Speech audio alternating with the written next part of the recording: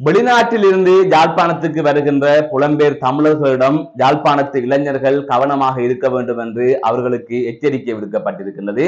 குறித்த எச்சரிக்கையினை போலீசார் விடுத்திருக்கின்றமை பரபரப்பை ஏற்படுத்தி இருக்கின்றது. வெளிநாடுகளில் இருந்து யாழ்ப்பாணத்துக்கு வருகின்ற புலம்பெயர் தமிழர்கள் தொடர்பாக போலீசார் எச்சரிக்கை ஒன்றினை விடுத்திருக்கின்றார்கள்.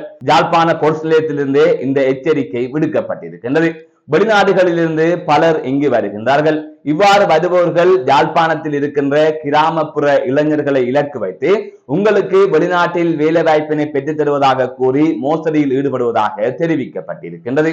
அந்த வகையில் ஆஸ்திரேலியா மற்றும் கனடா போன்ற நாடுகளில் வேலை வாய்ப்பை பெற்றுத் தருவதாக கூறி யாழ்ப்பாணத்தில் கிராமப்புறத்தில் இருக்கின்ற இளைஞர்களை இலக்கு வைத்து அவர்களிடமிருந்து சுமார் 30 தொடக்கம் 40 லட்சம் ரூபாய் வரை அவர்கள் பெற்றுக்கொண்டு மோசடி செய்வதாக கூறப்படுகின்றது.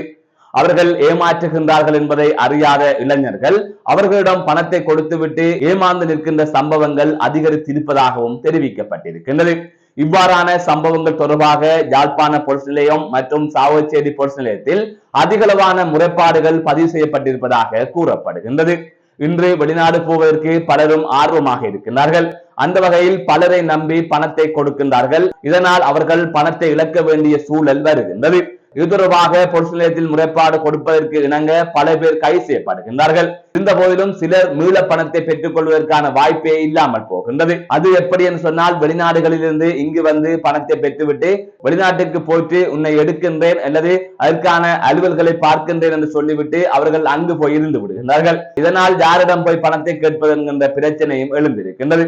எனவே இவ்வாறான பிரச்சனைகள் இடம்பெற்று வருகின்றது தொடர்பாகத்தான் போலீசார் யாழ்ப்பாண இளைஞர்களை கவனமாக இருக்குமாறு எச்சரிக்கையாக இருக்குமாறு அறிவுறுத்தி இருக்கின்றார்கள்.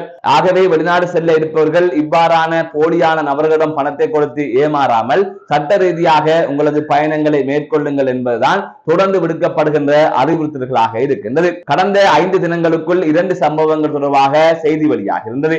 ஒன்று, போதகர் ஒருவர் ஏமாற்றி விட்டார் என்றும் யாழ்ப்பாணம் சாவச்சேரி பகுதியைச் சேர்ந்த நபர் ஒருவர் ஏமாற்றி விட்டதாகவும் 2 செய்திகள் வெளியாக இருந்தது. எனவே செய்திகளாக இந்த 2 சம்பவங்கள் தொடர்பான தகவல் தான் கிடைத்தது. ஆனால் அதனை தாண்டி பல விடயங்கள், பல சம்பவங்கள் இங்கு இடம்பெற்றுக் கொண்டிருக்கின்றது.